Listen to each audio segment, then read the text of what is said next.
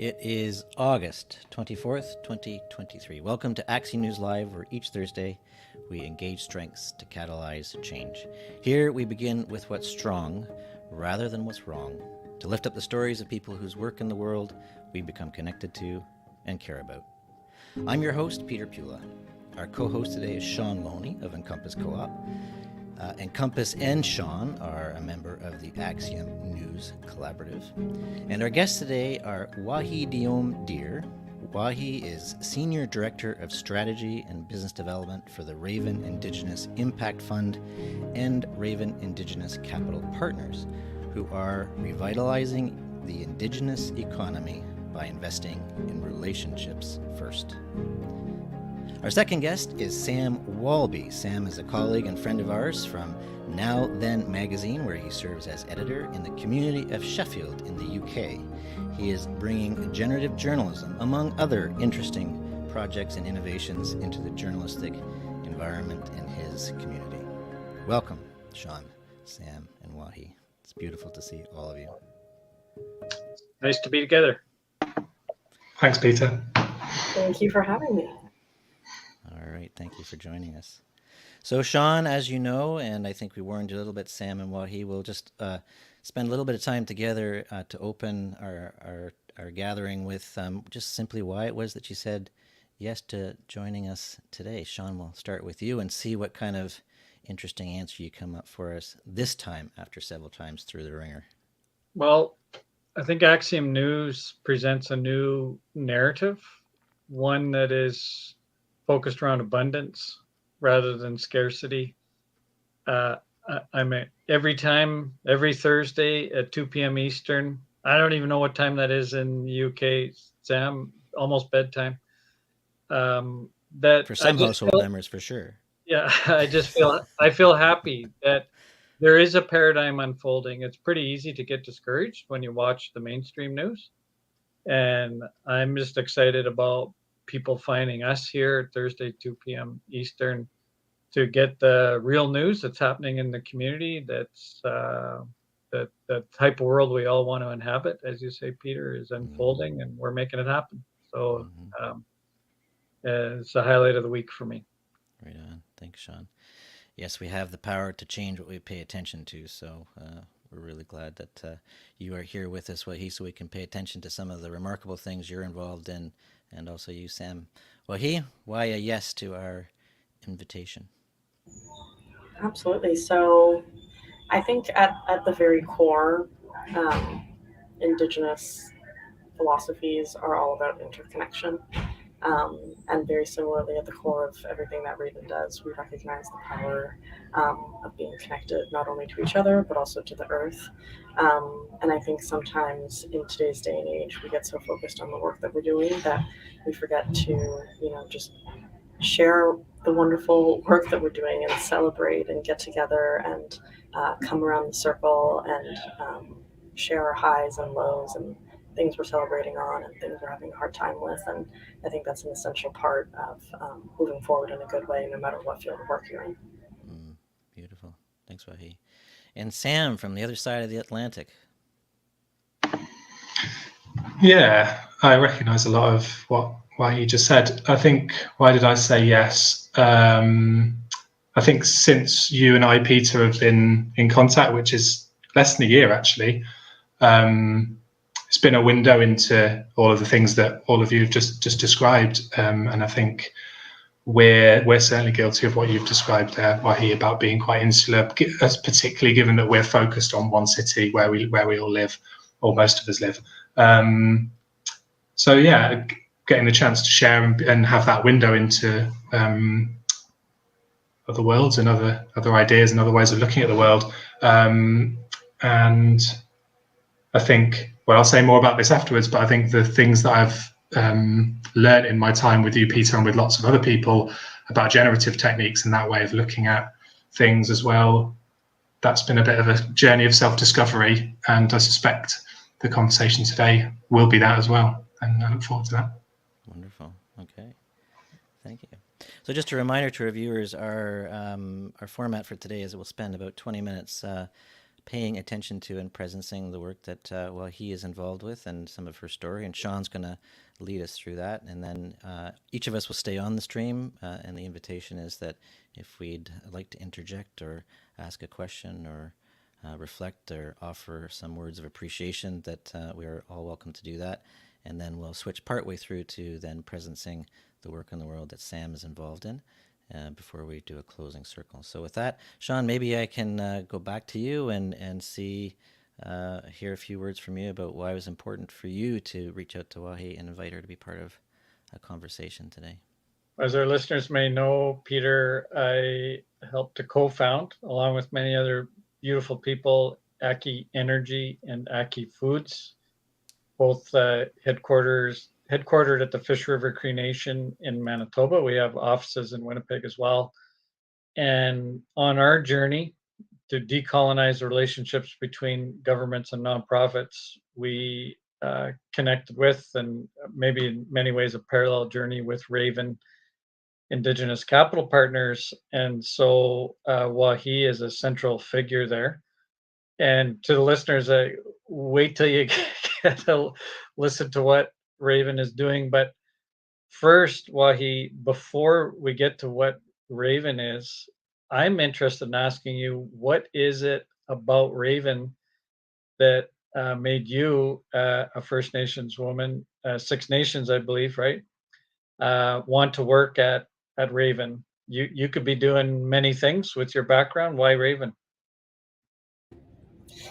A very interesting question. And I think it's always important to situate kind of like our point of entry into where we work and why we do the work that we do. So thank you for asking that question. And maybe I'll just introduce myself a little bit to begin with. So my name is Wáhiakatste, or Wahi. My name means strong or everlasting fruition, because I was born in the first day of Strawberry Festival. In Wáhiakatste culture, we celebrate, instead of kind of Christmas and all those traditional holidays, we celebrate according to the different seasons and the different foods and the different elements of nature that come along with the different moon cycles. So I was born in the time of the strawberries, and I embrace that every day with my name. But I come from the community of Ganawage. So again, a Mohawk community, Wáhiakatste community within the Haudenosaunee or the Iroquois Confederacy.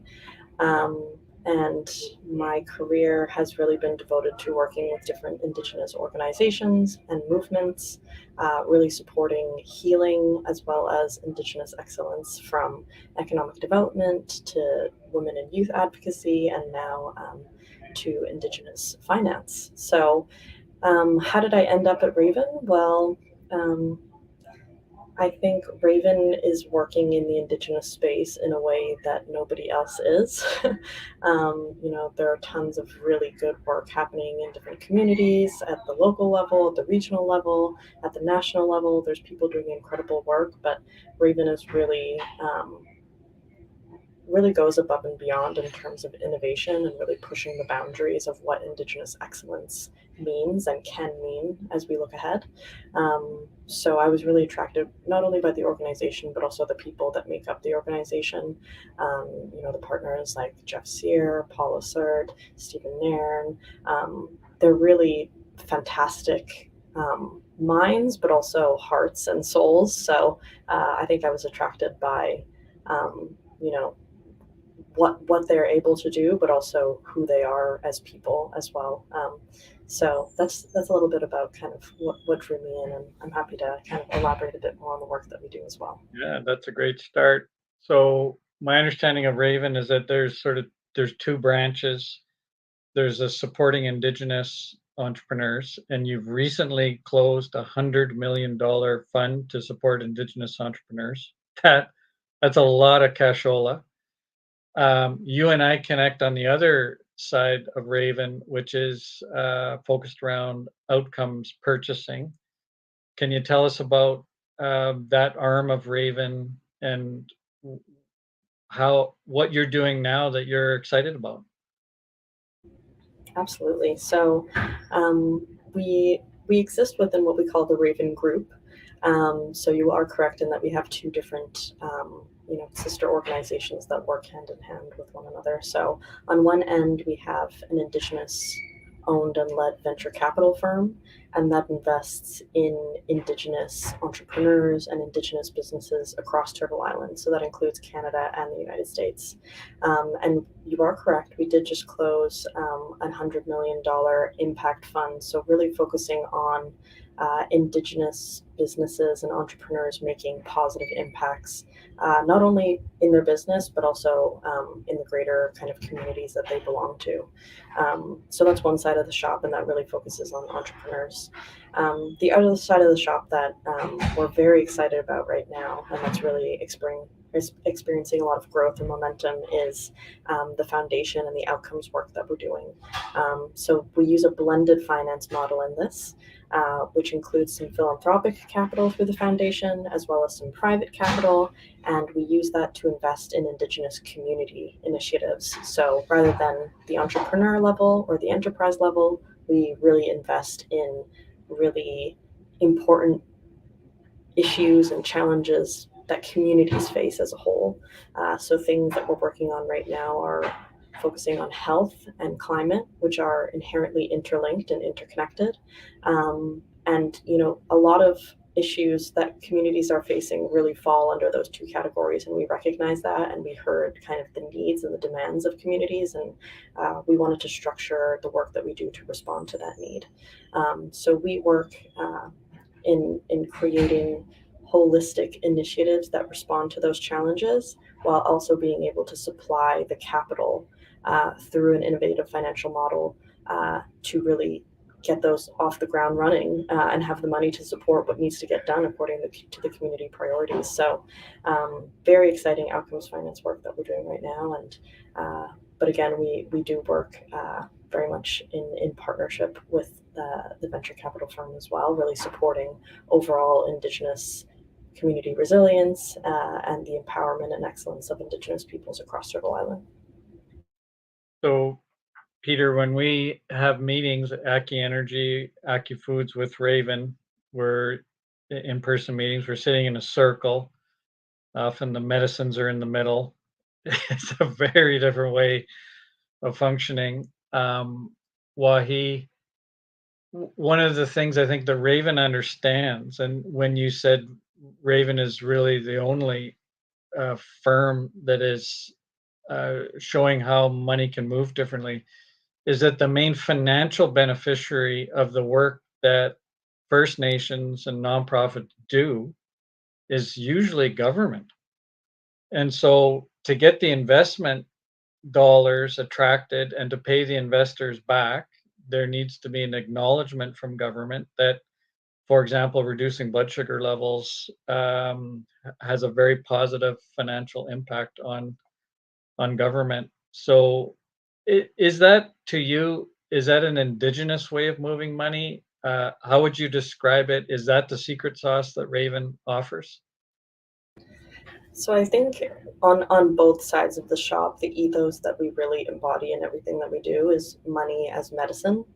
And we recognize that money does play a role in healing, and money does play a role in the work that needs to get done in our communities. But it does need to behave and move in different ways than it currently is, because the current systems around a lot of Indigenous funding and a lot of Indigenous programming and services, it does not move in the way that it should. It does not move in the way that Indigenous peoples are able to fund and create the programs and services that they need. And a lot of that, you are correct, is because the structures and the systems and the processes and the budget line items and all of the limitations that Indigenous communities and organizations face is because government says, you need to do this on this timeline according to my priorities. And it doesn't reflect, or it doesn't respond to the needs that are actually there in communities. So Raven, it does come from an Indigenous ethos and perspective, but it's also very much common sense at the end of the day that the people who are closest to the problem have a pretty good idea about how we should go about solving it, and that we should support them and empower them to create those solutions for themselves, so that they can be owned by community and stay in community and improve within community, and that we should be there to support that. So Before we hand it over to Peter for a question or two, let's talk a bit about Aki Energy and the work that you and I connect on. Aki Energy installs ground source heat pumps on First Nations using First Nations labor. What I'm excited about is that it changes the conversation with government from how much something costs to how much it actually saves. And we're looking at reduced utility bills as a result of the installation of ground source heat pumps, the reduction in the number of people on social assistance, the employment benefits, the reduction in carbon in the atmosphere, and utilities such as Manitoba Hydro also benefit from this work. So when a nonprofit, such a social enterprise such as Aki Energy, comes to Raven and says, "Look, we've got a great idea. We know it saves money. What's the machination behind Raven? How do you observe that, and can you describe your role as to how you support communities to scale?" Absolutely. So, very exciting work that we're part of in Indigenous climate and energy efficiency and the net zero transition for communities. And we are working in both Peguis First Nation and Fisher River Cree Nation right now on these ground source heat pumps and retrofits for homes, and really improving housing quality, as well as overall energy efficiency, as well as a lot of health and community and social and employment benefits as well. But in terms of what role Raven plays, in our model is using an outcomes finance based approach. And within that, we use a community driven outcomes contract, which is really exactly what it says, which is just a way of community defining the outcomes that they want to achieve, and us finding innovative financial mechanisms and vehicles to make that happen. And so in the climate work that we're doing, Raven is really an intermediary of the CDOC. And we work, first of all, with community and local social enterprises. But we also work with government because we recognize that a lot of times communities' needs and goals and objectives and outcomes are actually, they are what government wants, and they do benefit government at the end of the day. But what is needed is a form of translation, a form of intermediation, a form of somebody really to play that role in between to make sure that people's values are being respected, people's timelines are being respected, people's protocols are being respected, and sometimes just it's even just making sure that people are speaking the same language, because sometimes people are saying the same thing in different ways and they just need somebody to kind of translate that for them. So so not only do we do some of the financial kind of contract structuring that happens in these cases, but we also do a lot of education and relationship work. And that's really at the epicenter of the work that we do, is really making sure that people can come together in a good way, and that Indigenous community is at the center of getting the work done in a respectful way. Over to you, Peter. Can I geek out on outcomes purchasing a little bit? Yeah. Because I've been in a number of conversations with Sean about it, and it took me a while to understand exactly what it is. And like you said, we can use the same words and not necessarily be meaning the same thing. So just maybe check in with you on. So what I understand the way about how outcomes purchasing works is that, for example, if people are healthier, there's a less of a strain on government resources, and therefore there's a cost savings to government. In the meantime, communities may have the answers about how to get from that point A to point B, an unhealthy population to a healthy community. And the way that traditional or conventional colonial structures work, the government's telling you how to go about it. Whereas in the case of outcomes purchasing, I understand it that if the community finds its own ways to improve health and reduce the burden, to government, that then the government will then write a check for some of their savings. And then there's a question of the bridge financing between when we begin the work to when the outcomes are actually verified. Is that what you mean when you talk about outcomes purchasing, or is it something similar, a little bit different? And the reason I want to geek out on it a bit is because I think it's a revolutionary, it's a paradigm busting approach that I don't know if many people are aware of. And number two, not many have had the courage or community to actually attempt. So that's why I ask. So am I anywhere near the kinds of approaches that you're referring to when you say outcomes purchasing? You were hitting the nail right on the head, All Peter. right. Okay. That makes my day. and maybe I'll start big and then I'll get into the detail. Sounds great. But Sounds great. I think when I spoke to this earlier, saying money is medicine, or money should act as medicine, it's really that, at the end of the day, it's about what do we value in this world.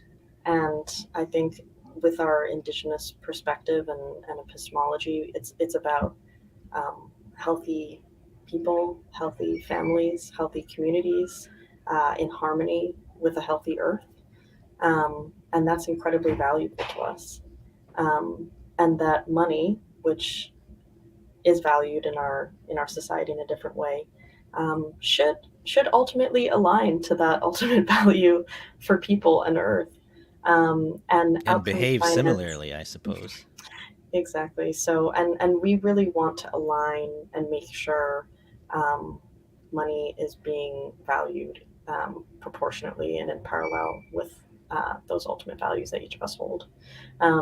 And so for outcomes purchasing, we're saying, you're spending tremendous amounts of money on programs and services and, just increasing healthcare costs, for example, or increasing energy costs. And the value that you're getting for the money is really not much. You're not collecting much data on things. You're throwing more and more money at services, at hospitalizations, and different things like that. And what is really the value that you're getting for that money? You don't really know. It's just because you are in a system, you're used to being in that system, and you're just saying, let's just continue this way because it's harder to make a change, and it's harder to innovate, and it's harder to try something new. And really at Raven, we're saying, you know what, we come from communities where these challenges are really becoming overwhelming. Our elders are dying and unable to pass their traditional knowledge to the youth. Families are being separated because people need to go to different cities for healthcare. On-reserve housing is depleting, and there's no resources to be able to really uplift it into this new kind of decade of innovation and technology and the net zero transition. And we're saying, you know what, we don't have enough time to keep going down and doing the same status quo. And we really kind of stand strong in our values and say, you know what, we're going to change the system so that it's valuing the right things. And we're trying to make governments see that their value for money and our value for people can be aligned if you collect the right amount of data. And the data does suggest that the better outcomes and the better health that people have in communities and the better health the environment does, it ultimately saves money for the government because they're spending money on a ton of different ineffective things. So we're really data driven in that way because government at the end of the day does want to see those facts and figures. But we don't necessarily come from a strictly facts and figures place. We come from a place of relationships and stories and kind of knowing the real benefits on the ground. Beautiful. Can you say something about how the patterns of money flow and distribution in an ethos of money as medicine and aligned with values and relationship? Are you able to say something about how the ways that that's different, or what the patterns of that flow, as you describe it, are that would be different from the dying paradigm, might I say? Dare I say? In terms of kind of exploring exactly what money as medicine means? Sure, and the patterns of it. I could go to the bank looking for a loan, and they're going to say, "Well, we'll give you whatever equity you have in your house, and if you can't pay it back, we'll take your house." Period. They don't know what business. They don't care if it's a boulangerie or a bookstore or what it is. That's just that. So it's a very low risk, non-relational, power over, grabbing and grasping feeling around traditional finance, which when I hear you speak, I get the sense that there's something very different at work. And I'm just wondering if you can say something about the patterns of how, for example, a community identifies what it is that's important, what they want to work on, and how the money shows up, and how does it ever leave? Does it recirculate? How does it work? And maybe I can speak to this in terms of the outcomes finance and the community investment work that we do. Right. So a big part of the process of any project or initiative that we take part in is something called the Solutions Lab. And this looks differently according to different projects because they have different needs and different project development arcs. But I can speak to it in regards to the type 2 diabetes stabilization and holistic health promotion work that we're doing. So for the Solutions Lab, we brought dozens of partners together with community at the center. Community came to us and said, we really want to address the type 2 diabetes epidemic in our community. And we said, okay, let's start digging into it and see what we can do. They had been familiar with the outcomes finance work that we did in climate, and they said, do you think this could work in our situation? And we said, let's investigate. So we brought dozens of partners around the table, people from the university. And this is happening in Manitoba, by the way, in the Island Lake region in northern Manitoba. We brought experts in different fields, we brought academics, we brought government, we brought local knowledge keepers, and kind of just the table and the circle was full, and everybody brainstormed, what are the causes of this? What are the consequences of this? What's the lived reality of this in different situations? What are the trends? How is this changing over the years? And just put everything out on the table. And this happened over multiple sessions. And from that, community refined what their priority action areas were to solve this challenge in their communities. And then kind of with all of this information, Raven took it to kind of use our financial and kind of strategic expertise to say, how much would these different elements cost? What's feasible in these communities? What can really get done and be sustained? What can have community ownership? And we have Marie-Josée Perron, who's leading this diabetes related work at Raven, and she's really fantastic. And she works, day in and day out with different community organizations like the Regional Health Authority, the local government, and just really refining what a business case would look like for getting this project done. And in terms of communities at the center all along the way, and Raven again is just playing that intermediation, providing that technical expertise when we can, providing relationship work, connections, and at the end of the day, we're going to have a complete business case with how much things cost, what the benefit to the government would be, what are cost savings within the system, a complete business package that's been co-created with a ton of different collaborators and community at the center. And given kind of the official, completeness of this, when an investor who's interested in making a good impact with their money sees this, they say, I want in. They say, this is a no-brainer. I can use my money to make a real impact and a real difference. And government's also investing so that I do get a bit of a return on my investment as well. And kind of government's winning because they're reaching their health goals. I, as an investor, am making an impact with my money and getting a return. Raven is able to help these communities reach kind of this outcome that they've been, yearning for in their communities. And at the end of the day, community has all of this new investment that didn't exist before, whether it be through services, whether it be through new jobs, whether it be through infrastructure. It all stays and lives in community and is sustained by community and is then absorbed within their systems. So that's kind of how money moves differently. It starts with, people, and then money comes along and supports that. But at the end of the day, it starts and it ends with people and communities. So. Beautiful. And can I ask, Wahi, what's Raven's role in convening or calling those circles of community together at the beginning and through the process? Is it something that Raven facilitates, or is the community call that? How does that come together?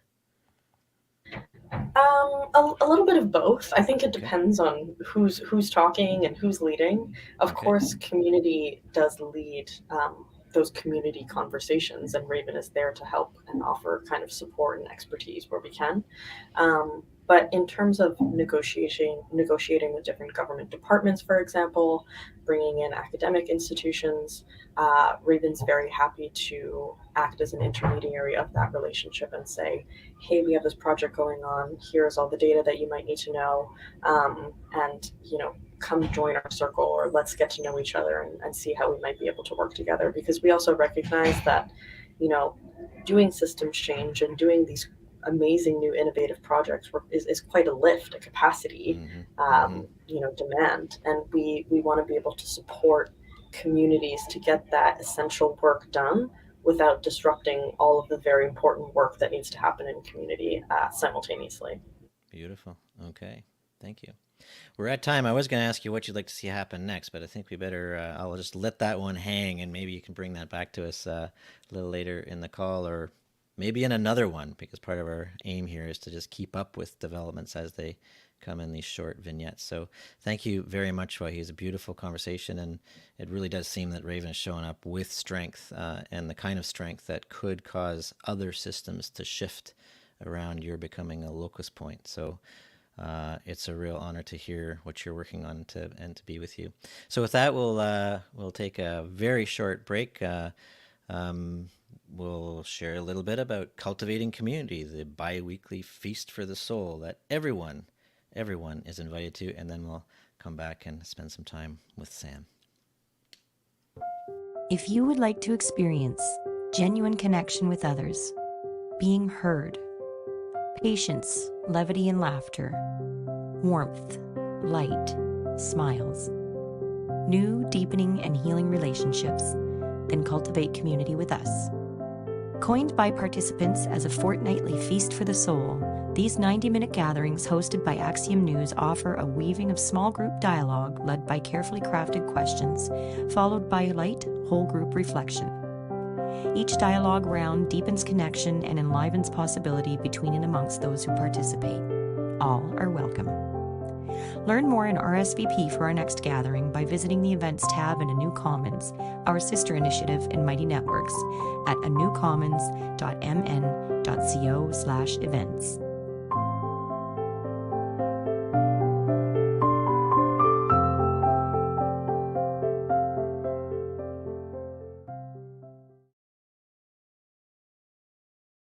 All right, Sam, how are you feeling after hearing from Wahi?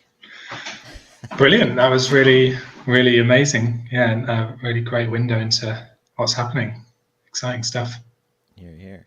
All right, so you are in Sheffield in the United Kingdom. You're part of the Opus Network and editor of Now Then magazine. Why don't we wade into a little bit of background on your work and what seems to be, I like to say that we should show up the way we are. So whatever part of the story you'd like to share and start with, the piece that perhaps is most alive, maybe we begin there and we'll wend our way out from there. Yeah, sounds good. So Opus is a system change organization, fundamentally. We've spent about 15, 20 years in Sheffield. We started as quite an informal collective, and actually from an arts and culture perspective, hosting DIY music shows and poetry shows and things like that. And over the years, we started publishing a magazine, a community magazine in Sheffield, which was free to pick up. We run a festival called the Festival of Debate, which is an annual series of talks and other events engaging with issues, social, political, economic issues with quite a strong grassroots focus. And we run and are involved in 12 or 15 other projects on top of that. And at the moment, our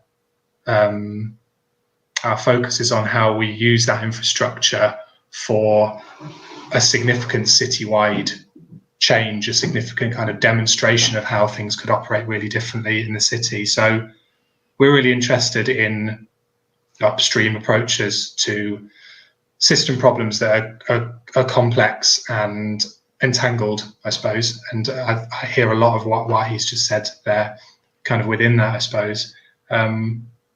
So to answer your question, I suppose what feels most alive to me at the moment is the urgency of that work, not least because the extent to which we're damaging the climate, could become self-terminating, but also because I think that work is ultimately going to have to be done anyway. And so it becomes a question of, can we do it in an orderly fashion? Can we do it in a just fashion? Or do we end up doing it in a really unjust and really disorderly way?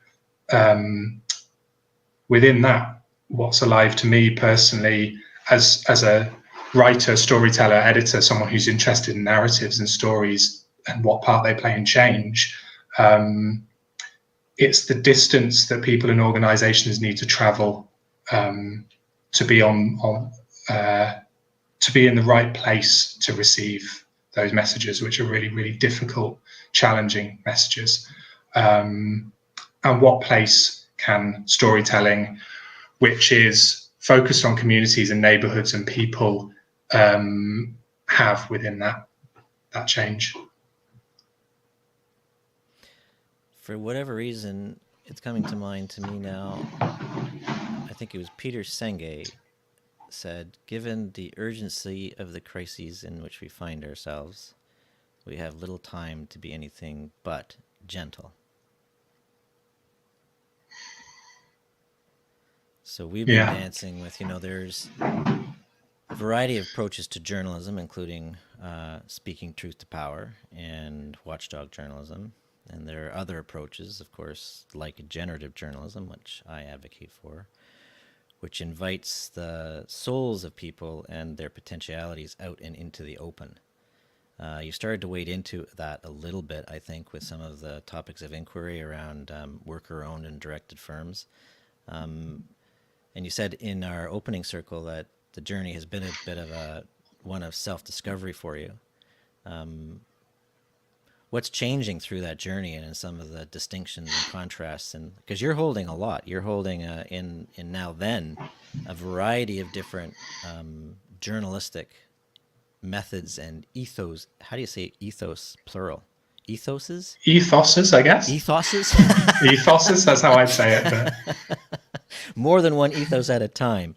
How has that journey been, and what kind of discoveries are coming to you with regards to the urgency? And these are different strategies that are finding their way into the seat of our being. So yeah, I think that journey you've described in terms of kind of naming and starting to branch out the types of journalism we do has challenged us to think about what our theory of change is within what we do, because really all of what we want to do through the whole organization and through the magazine is to bring about system change, and there's probably a bit of a spectrum there. We like to think of it as there being a radical reform space, which thinks about how can we really significantly reduce the harms of the current system? How can we reform the system radically to reduce harms radically?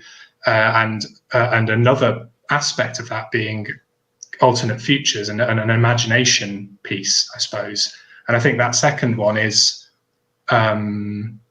issues a bit of a challenge to theories of change, traditional theories of change within journalism, which are about if we can hold the powerful to account, then they won't be corrupt, or they will make better decisions, or that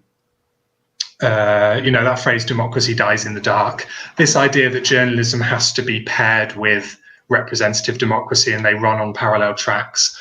Like, I'm increasingly of the view that although that journalism does have its place, and I do feel that in lots of cases there's a really strong public interest in exposing corruption and making sure information is democratized and accessible. At the same time,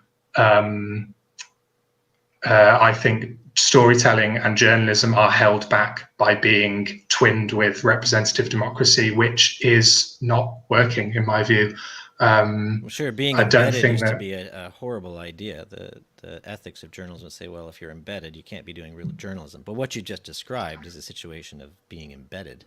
And I think we've always been embedded in multiple communities in the city, and we've never been concerned with those things. And that might be because we came to this with a really DIY, quite hopeful, quite kind of youthful approach of let's start a magazine. None of us knew what we were doing. None of us had any formal training in running a magazine, and we did it for 12 years in print, and now we're 15 years, so 3 years down the line online.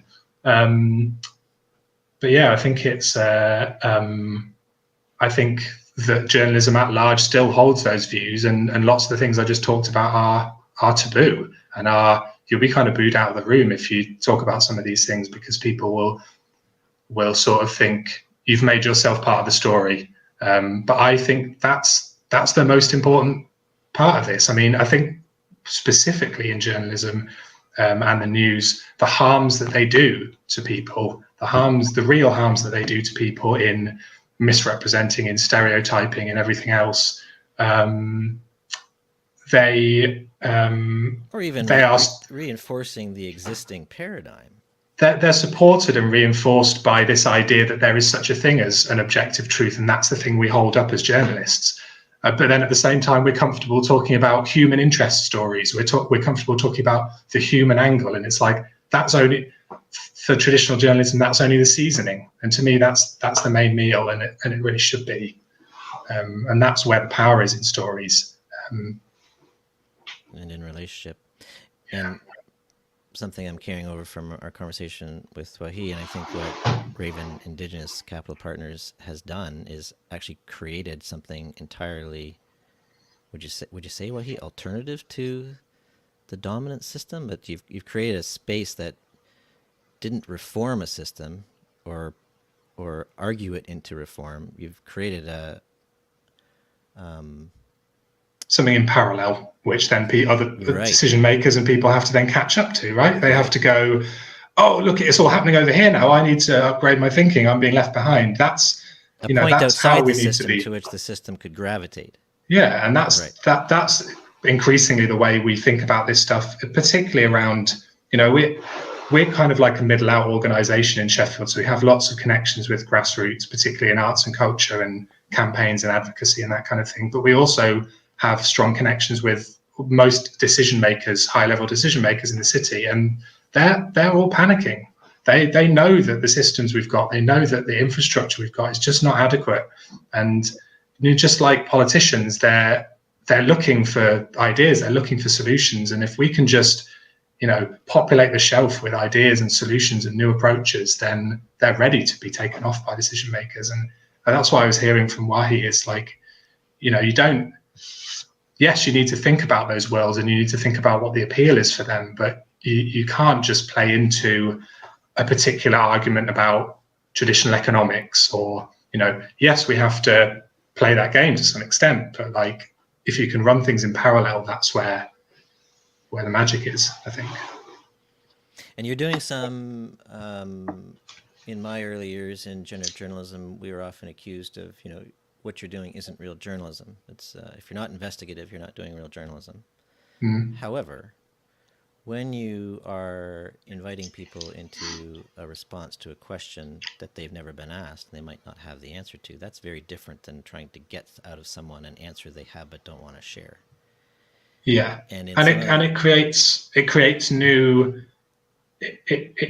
new meaning. How would I describe it? My experience of doing these, like you referenced, Peter, we've been doing a generative journalism inquiry where we've been speaking to individuals in worker-owned and worker-controlled organisations in the region, and the value of those conversations alone, whether or not they were published or not, it is incredible. And it's far higher than a much more traditional approach, which says that the ultimate output of this conversation is a published piece, which, by the way, is going to generate my organisation, income or profit, and is going to be sort of commodified and have the edges shaved off it, and so yeah, that's the thing about this is like it's an approach that has value whether or not there is an audience, whether or not there is something published. And obviously it's my job as an editor and writer and publisher to make sure there are people looking at that stuff as well. But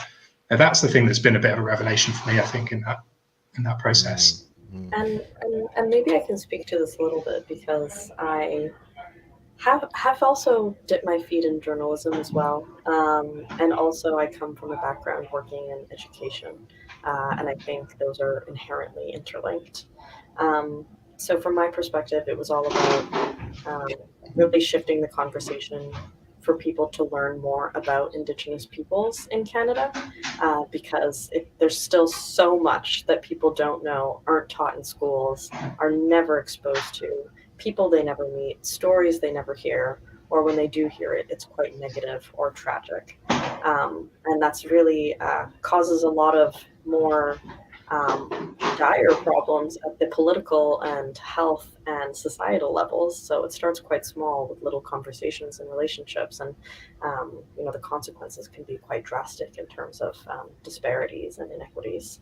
But I think at the end of the day, my ethos always was, and still is to this day, it's all about opening up people's hearts and minds and souls to each other. And the more you care and the more that you know, the more you're willing to do the right thing and the more you're willing to shift the direction. And if individual, everyday people are able to make that shift in their own life, then that's really kind of the secret sauce to making the bigger shifts. And that's not to say that, we shouldn't have people working at all levels and different movements and organizations and, people working in government to change things and people working on the ground to change things. But really the power of everyday people is so tremendous to make these types of changes that we want to see. So that storytelling component and that personal relationship component is really a lot of times the most powerful part of change.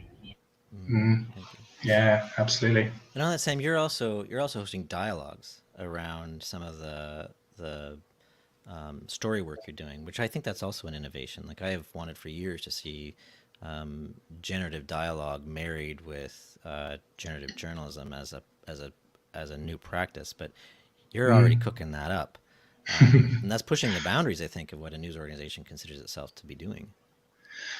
Yeah, I mean, we started quite small. So with the inquiry I described, we invited some of the people that we'd interviewed to have a kind of conversation together, and I sort of led that, and we used some generative approaches for that, and it was really, really interesting. And even more so than when we did the interviews with those people, having that in-person conversation with quite an intimate audience and people who were really,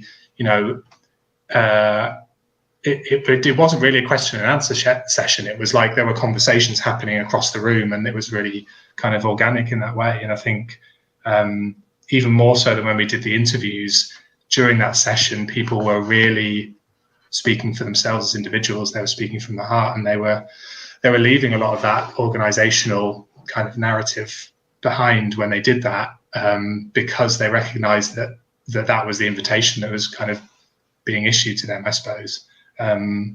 So yeah, I hope to do more of that, and we're looking at the moment at doing a similar generative journalism inquiry into community food and food systems in Sheffield, which is really exciting. There's so much happening here around different ways of approaching food, so that's exciting too.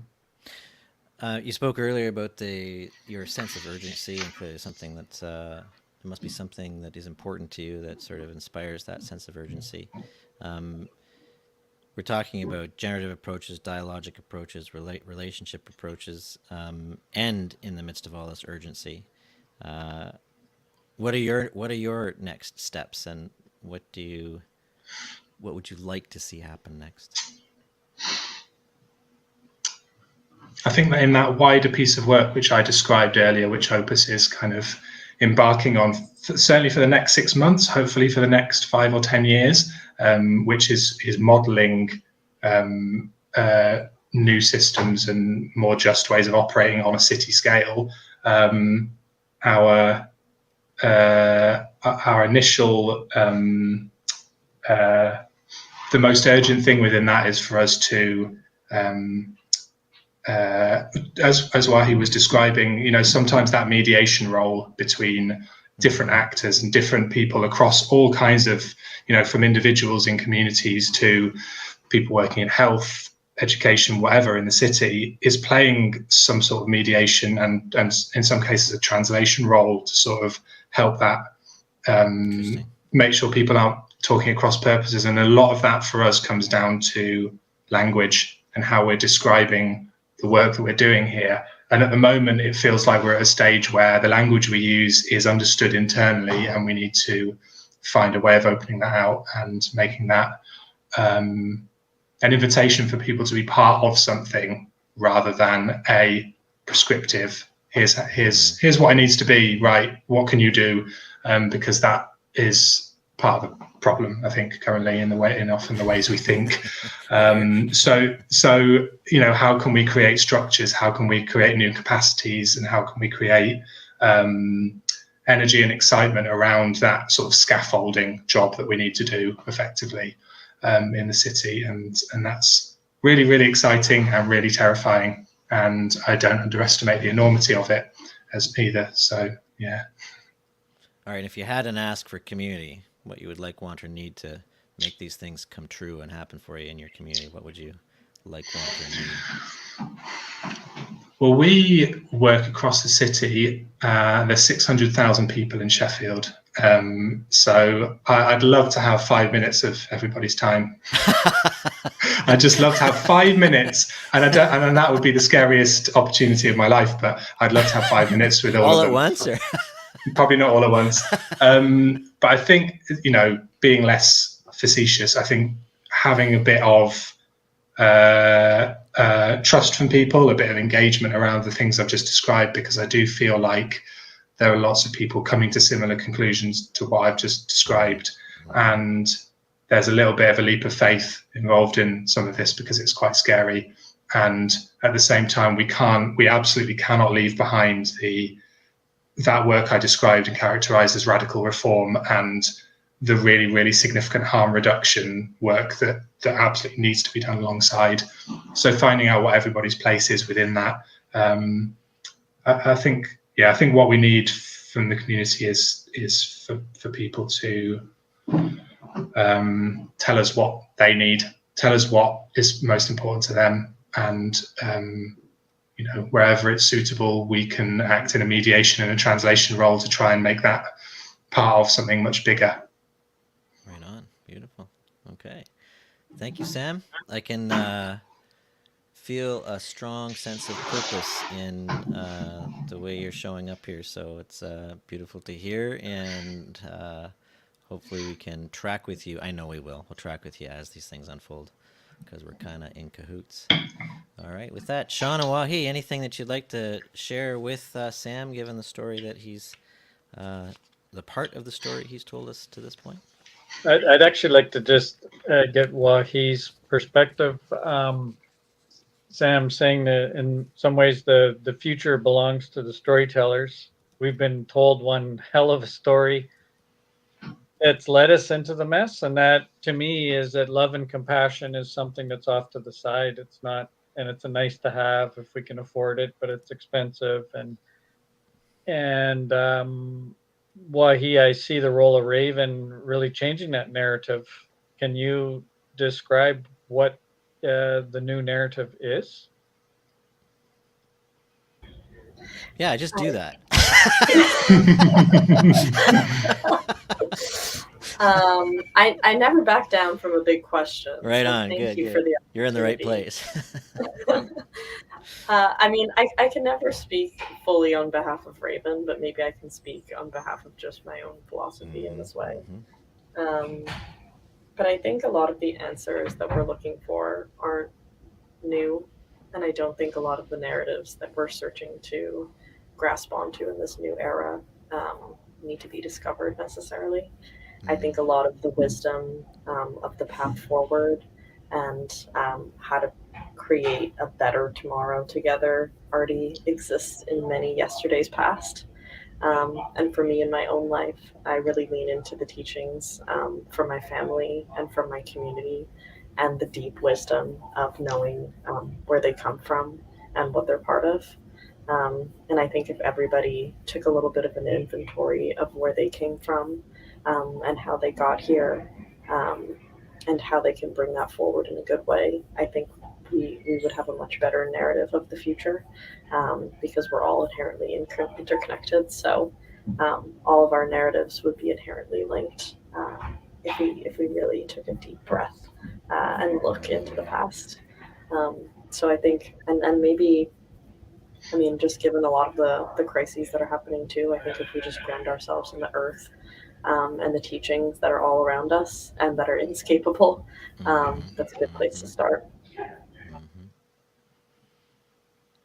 One of the things that struck me in both of your stories was the intermediary role, the function of, I mean, we say we're in media.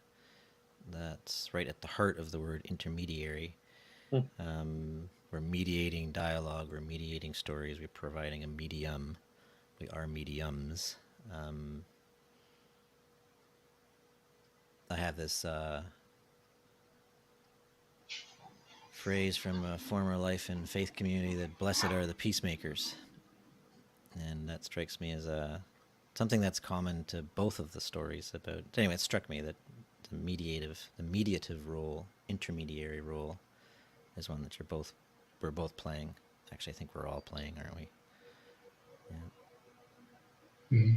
And actually, if I could, sorry, just lean into that quickly. It's always a smaller world than you think, but Haudenosaunee culture, so Iroquois culture, is really based on the Great Law of Peace, and it's based off of the teaching of the peacemaker. So again, that's wisdom that's just inherently has always been taught to me. So maybe I'm finding a way to embody that in my own life through this intermediation. But I'll let you go on, Sam. I was just gonna pick up on the interconnectivity. I think it's something that we're increasingly grappling with how to represent in our region, and we're working on a project at the moment which is looking at the rights of nature, focused on one of the rivers that runs through our city. I'm really trying to challenge people's notions of kind of separability from nature, and I think it's a really, really critical part of all of this story, because if we don't cut that deep, I worry that we end up with technological solutions that don't take us very far, and they're part of the picture, but I don't think they tell us everything. Well, why don't we pull a trick out of our hosting book and just do a closing circle on what a gift we've received or something we're leaving with.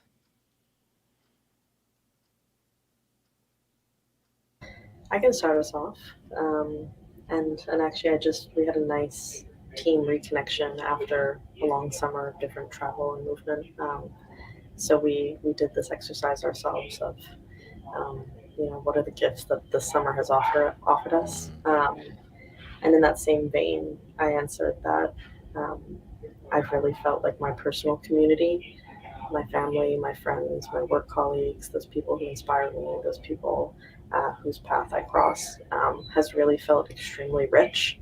And maybe it's also in light of some years past, and maybe that community not feeling as rich in the past years, but in this current moment, I feel incredibly connected and inspired by those around me, and just want to say thank you for joining my summer circle. I thought maybe that summer momentum was going to drop down into fall, but I thank you for teaching me and for listening. Thank you, Wahi. Sam, are you willing?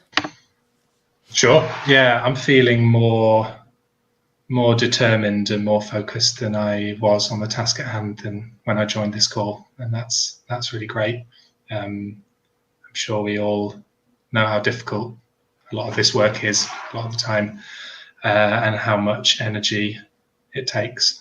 But I feel more energized which is, it's 8 p.m. here, so that's a good sign. That's a good sign for me. I'm usually not feeling more energized at 8 p.m. versus 8 a.m. But yeah, so thank you to both of you, to everybody. Here we are. Thank you, Sam. And Sean? Yeah, Peter, for me, both sides of the pond, I'm feeling Mother Earth has been working hard behind the scenes. And what's folding is something that is is very appealing to all concerned. I think she's proposing a path forward that we can all say yes to. So feeling energized as well. For some reason, I want to quote Master Oogway from Kung Fu Panda, where he was saying that there is no good news, there is no bad news, there's only news. But I gotta tell you, this feels like good news to me. I'd follow each one of you to the world that I believe we can inhabit. So, thank you. Did you hear that? That's a sign. That's a sign. There's a spirit in the house. That sounds like Fozzie Bear from the Muppets. Fozzie Bear, there you go. All right, we'll mix our movies. There we have it. All right. Thank you for having me. Thank you, Wahi. Thank you, Sam. Thank you, Thanks, Sean. everybody. Each of you are doing wonderful work in the world, so thank you for being with us and for the world that you're creating. It's beautiful. All right, thank you. With that, we'll call our show closed for today.